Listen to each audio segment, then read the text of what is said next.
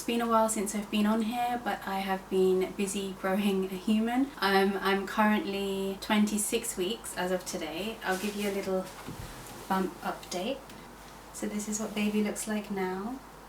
And if you've been following us on Instagram, you would have seen our little gender reveal announcement that we're having a boy, and we're so excited. We've bought some baby clothes and things since finding out, and it feels like it's a lot easier to prepare for the baby coming now, and it just made it feel that much more real knowing what we're having. Today's video is going to be about our trying to conceive journey in the process of trying to have this baby. I did mention in our last video that I would be making this video just because I found the information that I gathered and learned about over the course of the year and 3 months that we were trying was really useful and not necessarily things that anyone told me. So I always thought that it would be great to make a video on the information that I found out to try and maybe help other women who might be trying to have a baby over 30 or just trying to have a baby in general and it not happening straight away for them. The first thing I want to say is that thank you so much guys for your feedback, comments, messages, direct messages, all the things that you've sent us since we announced that we were pregnant. We have been inundated with the most heartfelt, warm, encouraging and just the most joyful messages from both people that we know and people that we don't know, and we're just so grateful for each and every one of them. We have tried to read and reply to all of them because we're just so happy to receive just the words of encouragement and support and just well wishes. It has been really overwhelming, so thank you if you're one of those people that sent us one of those messages. We're really grateful. Just as an overall summary, Stefan and I are doing really well right now. Obviously I'm in my second trimester. At the end of this month I will have completed 6 months of my pregnancy, which is so crazy to think because I feel like the first 3 months dragged a bit. Maybe that's because we didn't tell anyone, so that sense of wanting to share the news was with us all the time in the first 3 months. But 3 to 6 months I feel, you know, it's not gone too fast, it's not gone too slow, it's gone at a really nice pace, and I've definitely come to enjoy the pregnancy a lot more within this trimester. Obviously there are still symptoms and things just like in the first trimester, although not as bad.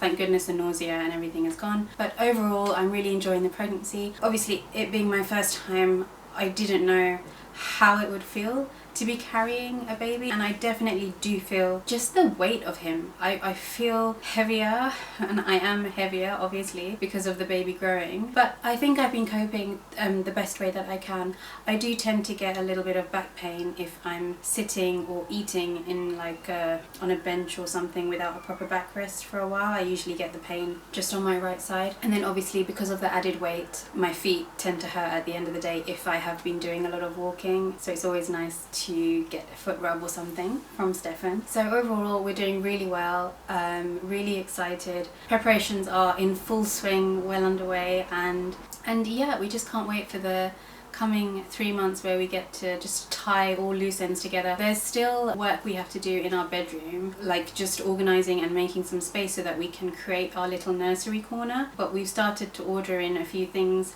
for that, and it's just a case of putting everything in its place once the room is ready. We haven't ordered the baby's crib yet, but we know the one that we want, therefore it's just going to be really easy to just go and get it when it's ready. There will be no point getting it now because we literally would have no place to put it. So that's just a little update of where we are because it's been a while, but like I say, this video is going to be focused on our trying to conceive journey and all the things that we went through before we found out we were pregnant. Okay, so I do have my notebook with some notes and also my laptop, just because I wanted to write everything down to make sure I didn't miss anything, because there's a few key pointers that I found really useful that I really want to share in this video as well.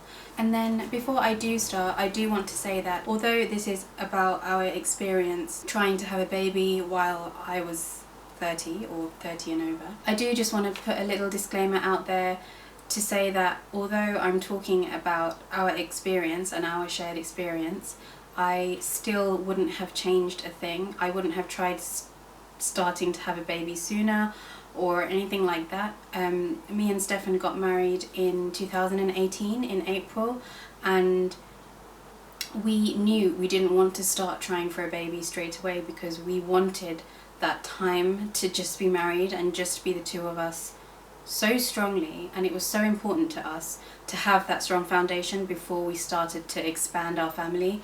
So although I'm talking about things I learnt about having a baby after 30, which I didn't know before, I still wouldn't change it, because the time that we've spent together, all the experiences and moments that we've had, the time that we had and we're still having now is, for me, so valuable, and just for us, super important. And it was something that we discussed years before getting married, is that we wouldn't have a baby straight away. We would probably be married for at least 2 years before starting to think about growing our family.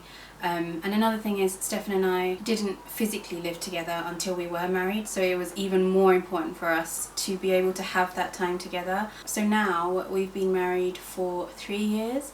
And in that time we've grown together so much. There's so much understanding between us. The way we communicate has grown. We are just learning about each other. It just keeps evolving and changing. You will never fully be able to learn 100% about a person, and I think that's the best way, because no one's ever meant to stay the same. So as you grow, you keep learning about yourself and the person that you're with. So I've really found this time to be really special. We've just really enjoyed being married. We're still enjoying it, and we've had some amazing holidays, just amazing quality one-on-one time that we wouldn't have got if I think we started our family straight away. And yeah, so I just wanted to say that before going into this journey story, because I think with the emphasis on the difficulty, it could be mistaken that, oh, we wish we tried sooner or things like that, and that is not the case. I would not change a thing. There are just things that I have learnt that I maybe wish I knew, but I would not have changed our timeline and just the way we did things.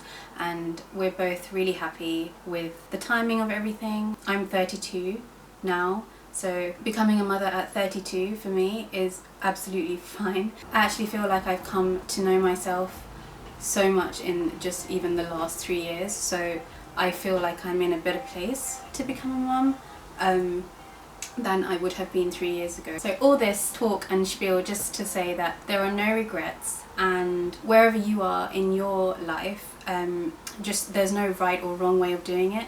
If you want to get married, have a baby straight away, that's totally fine, and it's beautiful, and you'll have a beautiful young family. And there are plenty of people I know that have children straight away. My parents had me straight away. But just between me and Stefan, and for our relationship, we did what we felt was right for us, and we're just in a really good place now.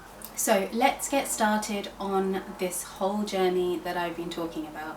So we got married in April 2018, and in 2019 we went to Bali in September and came back in October, and we decided that when we got back from Bali, it would be a good time for me to come off the pill and start trying for a baby. So obviously when you come off the pill, it takes about a month for your normal period to start up again.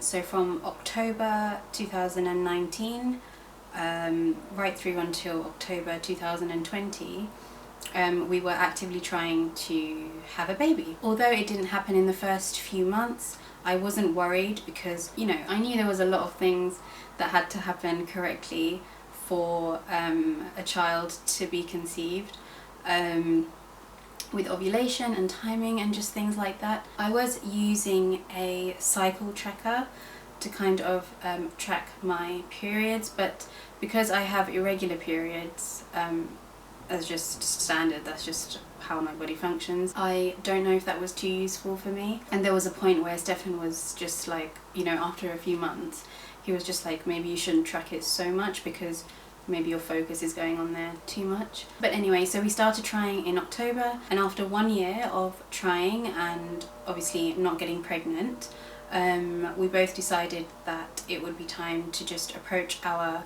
GP and ask her sort of what the next steps would be, because we wanted to check that everything was okay in me and in Stefan, and just check that there was nothing wrong. And I guess we were curious to know, obviously after a year, why it hadn't happened, because I think we both expected at least within a year to be able to say we're pregnant. So I'm just going to get my laptop because it has the most updated notes on there. I was tracking all our appointments and keeping a record of everything that we had to go through on a document, just because I wanted to just keep a record of it, and also just to stay organized and know what was going on, because with all the medical terms sometimes you can get confused. So I'm always someone that likes to make lists and write things down anyway. So I do have a record of everything here. So I've already said we contacted our GP, and she was so lovely and encouraging, and she told us not to worry and that it will happen when the time is right and everything, which was so nice to hear, because usually GPs can be a bit robotic and kind of non-personable sometimes. Obviously when I made the call, like reaching out, you like have some kind of anxiety and things, and so to hear something like that was really nice. So there are 4 things that she said we needed to do to begin the process of just investigating if there's anything wrong. So 3 things were for me, and then obviously 1 thing was for Stefan, and that was just the sperm test, which came back fine. He was all fine. So the 3 remaining things I had to do were blood tests, ultrasound, and give them a urine sample. So there were actually 2 blood tests. One I had to do at the beginning of sort of a menstrual cycle, and then one that I had to do in the middle of a menstrual cycle. The one I did for the middle of my menstrual cycle came back all clear. They said there was nothing abnormal or that I should be worried about. But the one that I took at the beginning of a menstrual cycle came back with elevated prolactin. So I'll go on to explain what that means in a second. I'll just go over the other 2 things. So I was sent for an ultrasound to check my ovaries, to check there was no cysts or anything on them. So I was referred to a private practice. I was very lucky actually, because we got an appointment slot very quickly, and the doctor did say that we might have to wait a bit, but because we didn't mind driving out of our local area, we ended up going to a private practice in Ealing who did the checkup on me. So they did the ultrasound, which is like an internal ultrasound, not like the jelly one, to check my ovaries, and that also came back completely clear and all fine, which when I got the call for that and those results, I was really relieved and just so grateful that everything was clear on that end. And then the last thing I had to do was give the GP a urine sample, which also came back all fine. So that was the first round of things we had to do. Now I mentioned that one of my blood tests showed that I had high prolactin levels, and this is caused by stress. So I think if someone asks if you're stressed, it's just so easy to say no, or like no, I'm fine, because I think sometimes we can get to a state where we're so used to being stressed or dealing with stress that we just think that whatever we're feeling is normal and that we're coping, when actually inside the body other things are happening, and you know, you're not as okay as you think you are. And for me, I am a sensitive person. I already knew that about myself, but I didn't really think that it was affecting me on a cellular level. So I think when they said that was the case, it kind of took me by surprise.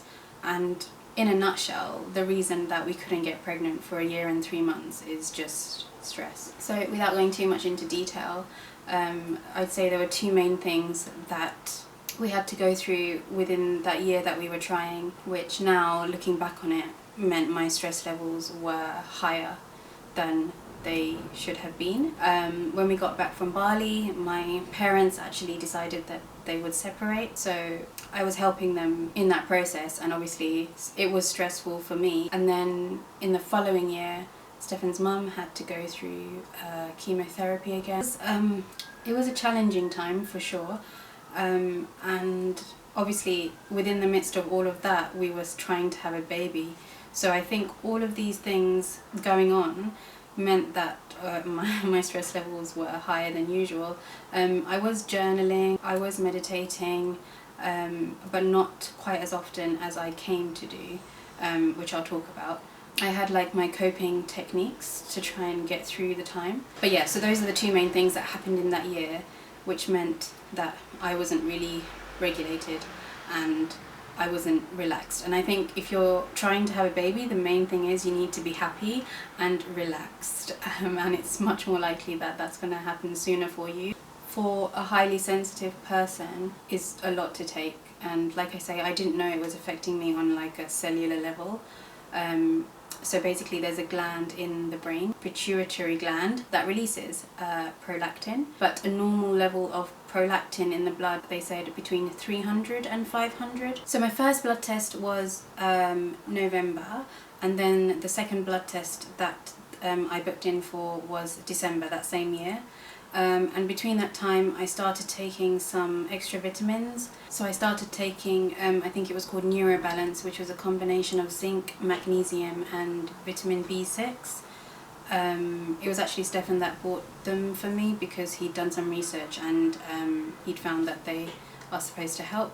So I started taking that daily, and then I had my second blood test again mid-cycle in December, and my prolactin had gone down but not enough, nowhere near enough. It was only a tiny bit. The first reading they took was 800, and in the December blood test it came back at 798, so really there wasn't much difference, and they were still concerned, and then they asked me to have another blood test, but this time they said to take it in early February, I guess, just to see if the levels decreased over a longer period of time. So the doctor said that she wanted to make 2 referrals for me, one of which never really went through. I think with coronavirus there was just too much delay or something with the paperwork, but basically she asked for me to be referred to have an MRI scan, which freaked me out a bit.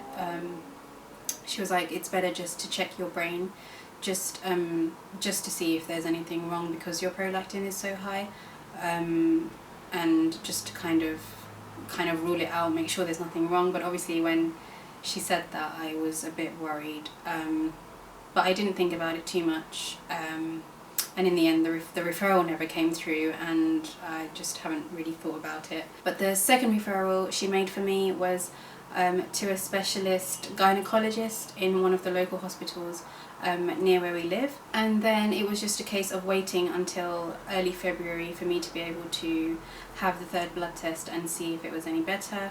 And then within that time I was obviously at a stage where I was concerned. I didn't feel like it was my fault, I just knew that I'm a sensitive person.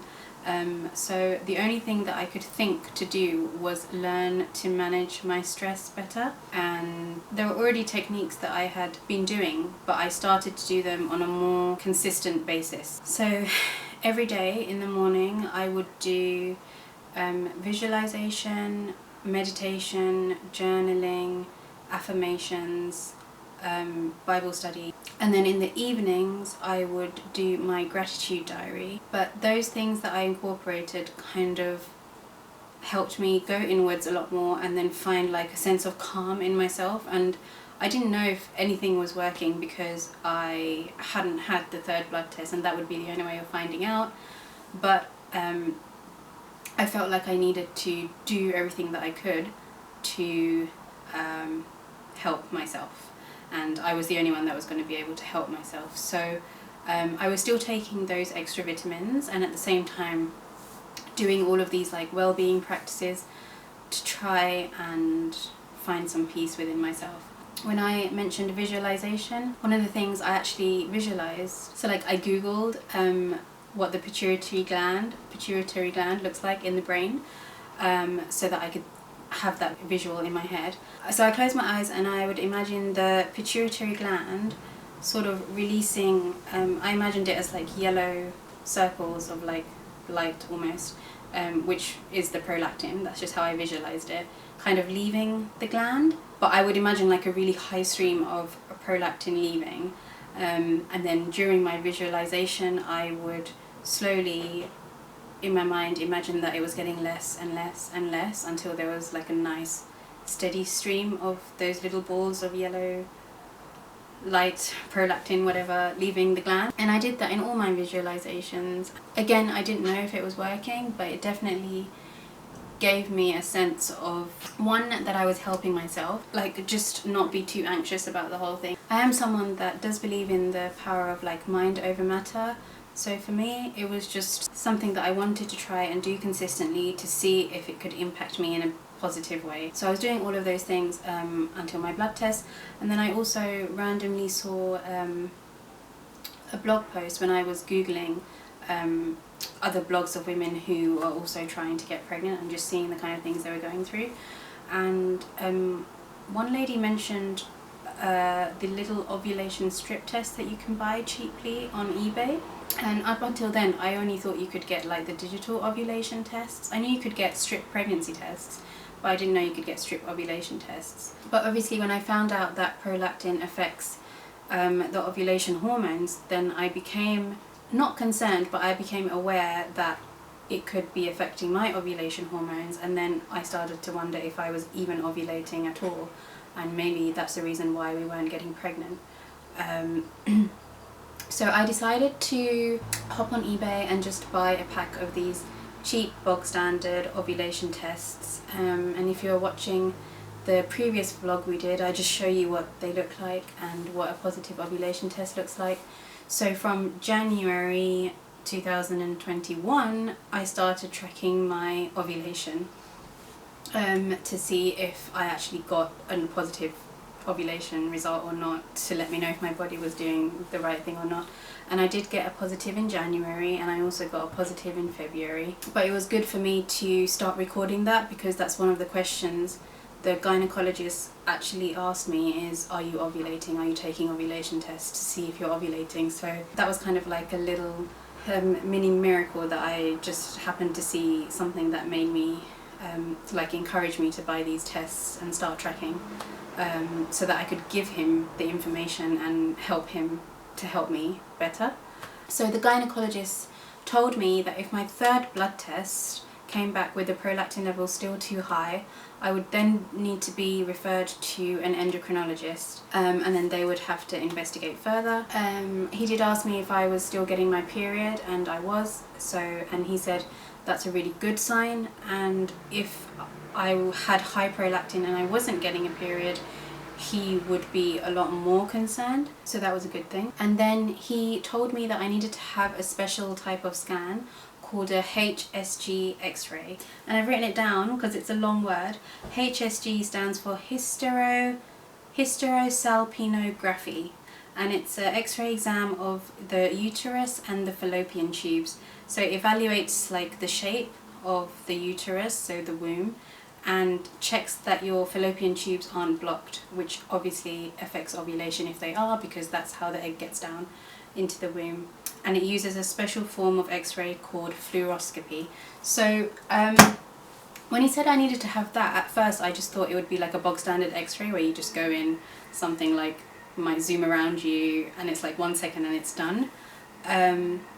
But I became curious and I googled it, and then I realized that it was more of a procedure, and I'd never heard about this before as well. So when I was doing my research, I could see that it wasn't quite as simple as I thought. And then I went on YouTube and I tried to find videos of anyone who had been through this type of X-ray to see what their experience was, and I found 2 videos. There's not a lot out there. One girl had a horrific experience. She kind of, I watched her video first and was like, oh, I have to find another video, there has to be another video out there. The first lady, bless her, she had a bad experience because she experienced a lot of pain. So maybe, okay, so I'll explain the procedure. So what happens is you go into the X-ray room, and then they have to basically use a duck beak, what's it called? The same thing that you use when you have like a cervical smear every 3 years for women. The duck beak clamp, forceps thing. So they use that to be able to insert a catheter, and then they insert dye, the fluorescent dye, into your womb, and then you kind of have to move around a bit, let the dye kind of go everywhere. So like when I did it, they did it, and then I had to like just spin my body on the table like 360, like just roll over on my tummy and then roll over again. And then that's when they like zoom the x-ray machine over you and take the x-rays that they need. And because of the dye in there, it shows everything that they need to see. So that sounds pretty straightforward and easy, but the thing is, when they insert the catheter, some women experience like a burning sensation and pain, which this lady had. So she was like, it hurt so much, and I was like, oh no. I just wasn't expecting it to be a painful procedure, so it opened my eyes to what I had to do. And then she also said that when they insert the dye, it also hurts. So for me, in my personal experience, it didn't hurt, the catheter part. She just asked me to cough, and as I was coughing, I guess she just did what she had to do, and I didn't feel pain then. But when they inserted the dye, I had like period cramps times 10. It was very intense and very sudden and very fast the way it came on, and I was like shaking and like crying on the table because of the intensity of it. But basically what happens is they insert the dye and your uterus is kind of confused, because in the same way as like when you have a period, it like contracts to break down the walls and get rid of like the lining. When you insert the dye, it's confused and thinks it needs to contract. my uterus really contracted really hard, and that's just a normal part of the procedure. They said that this will happen. The best thing you can do is to stay calm and breathe through it.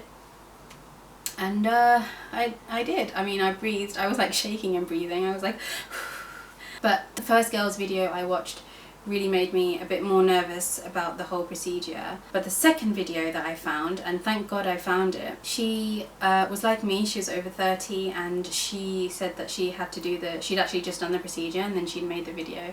And she said that, yeah, there is a level of pain that you have to go through, but it's such a short, quick procedure. You'll be in and out in like 5 minutes, maybe even less. And one thing she said that really gave me like some motivation and encouragement was that when the dye like goes in and everything, it kind of flushes your system. So she was like, she had a few friends that had also done this procedure, and in the following month they got pregnant.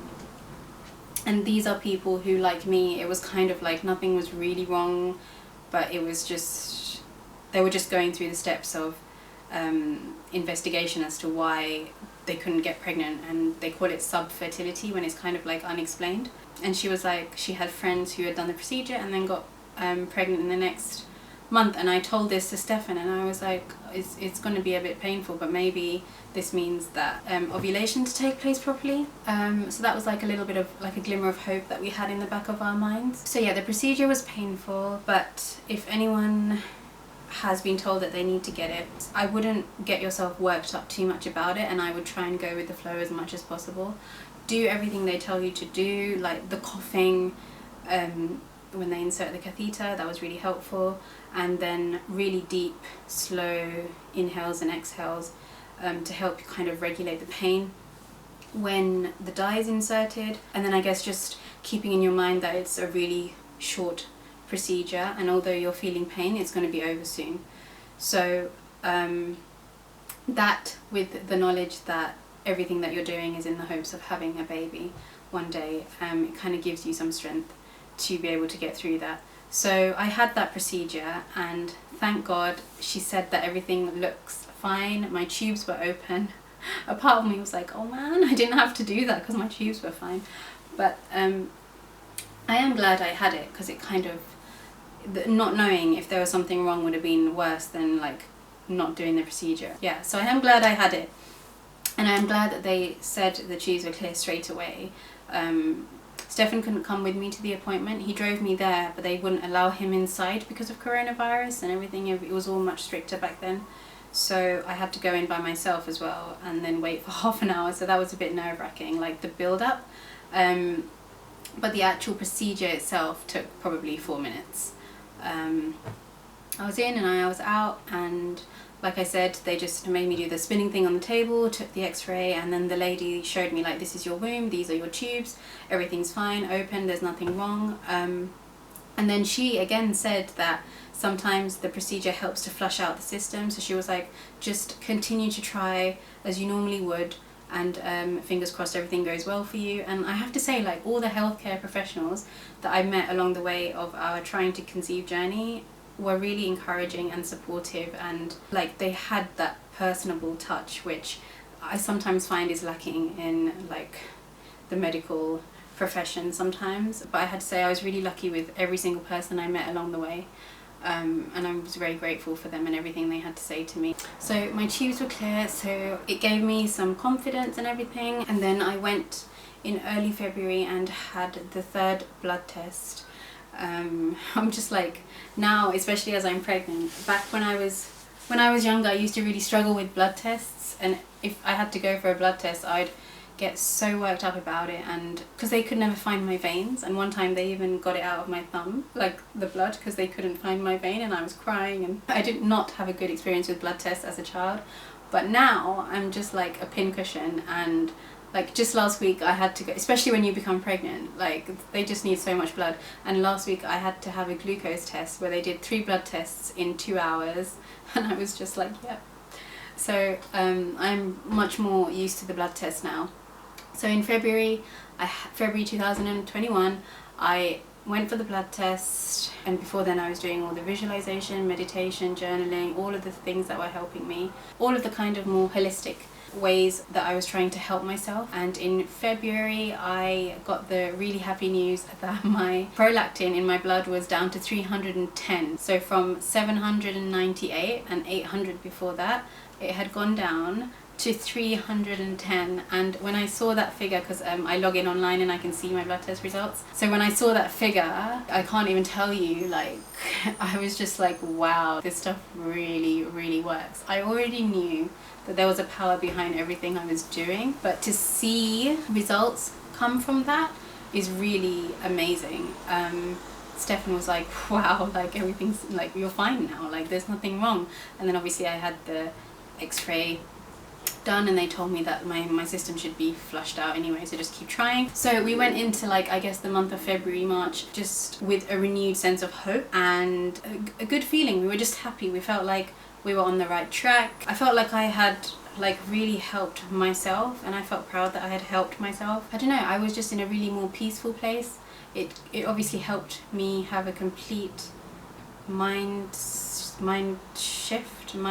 change, so that my whole system in general was more peaceful and relaxed, and that was obviously more conducive towards having a baby and being able to become pregnant. I took my ovulation test in February and I saw that I was ovulating. We tried as normal, and then 2 weeks after that I got my positive pregnancy result. And just that whole journey coming to its peak the way that it did, I was just so grateful for everything, and I was so in awe of what you can do to help yourself and mind over matter and everything. And Stefan was a huge support, and I'm so grateful for him, and we're just so happy. And now we're in like a really delicious, sweet time of our life where we're just preparing and organizing everything for the arrival of our baby. And although it was hard, the year and the 3 months that we went through, we always, whenever our feelings were up in the air and felt chaotic and out of control, we always found a way to kind of ground them again. And I think we both came to a place of like a really beautiful acceptance of what we were going through, and all the things we had to go through, the tests and things. Nothing was too daunting because we were just going with the flow as best as we could and being accepting of everything that we had to do, because we knew that the end result would, hopefully the end result would be that I would be pregnant one day, and now I am.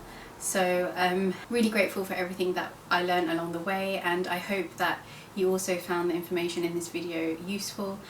If you are going through a similar thing to what I went through, and maybe you have been booked in to have the HSG X-ray, just know that like it's bearable, and keep in your mind the goal, what the goal is, and then nothing will be too hard.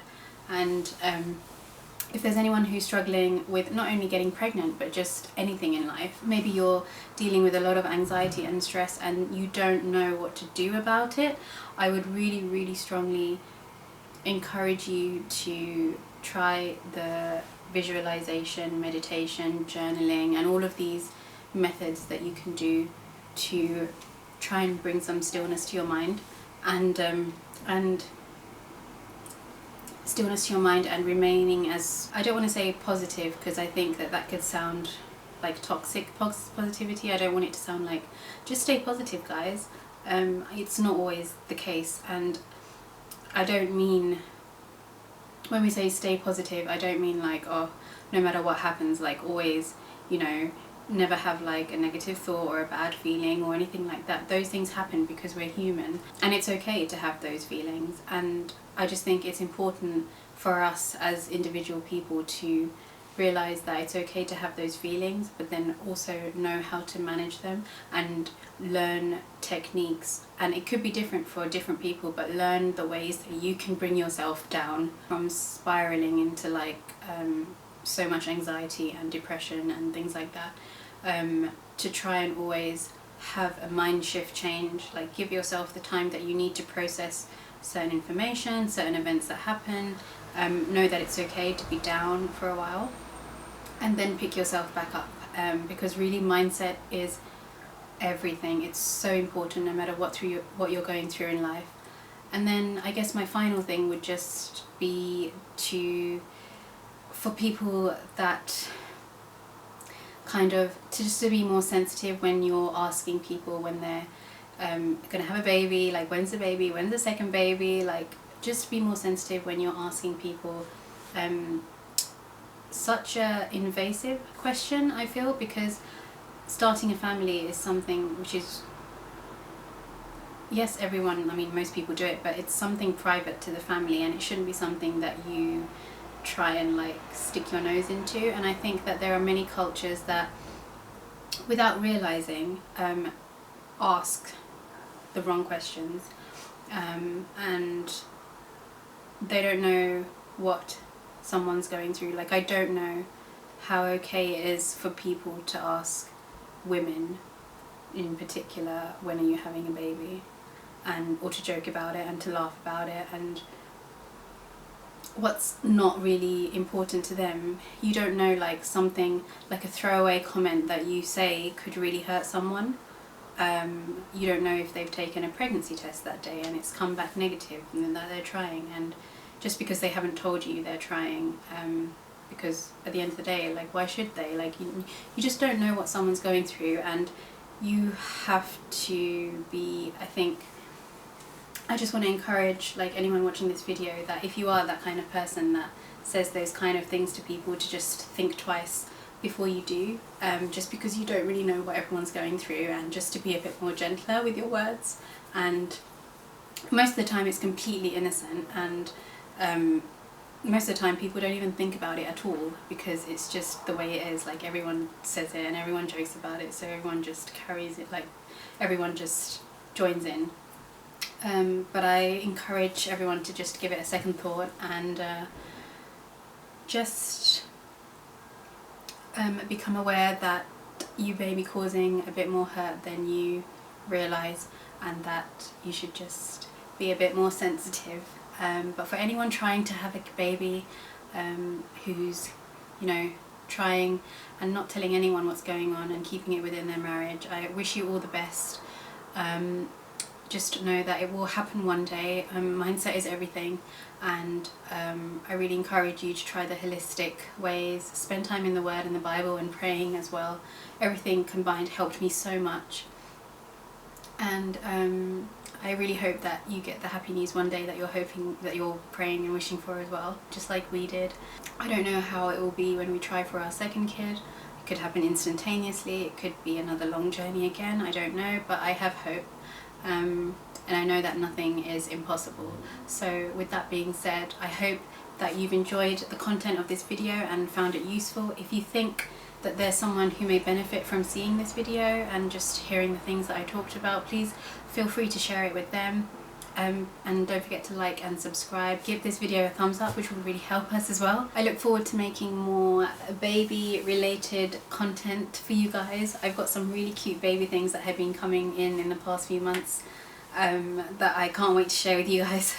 I might do like a baby haul and show you some of baby boy's clothing that we found, and also like a few of the essential baby items that we've bought. And we've purposefully been really minimal in our choice of what to get. I never wanted to splurge and get unnecessary baby items because there is a lot of things out there which you don't actually need. So I'm really excited to share with you the things that we decided to get and have got and have come in and will be coming in over the next few weeks and months, as well as the transformation of one corner of our bedroom into the like little nursery corner for our baby. So there's lots of things to look forward to, and thank you so much for watching, and I'll see you in the next video. Thanks guys.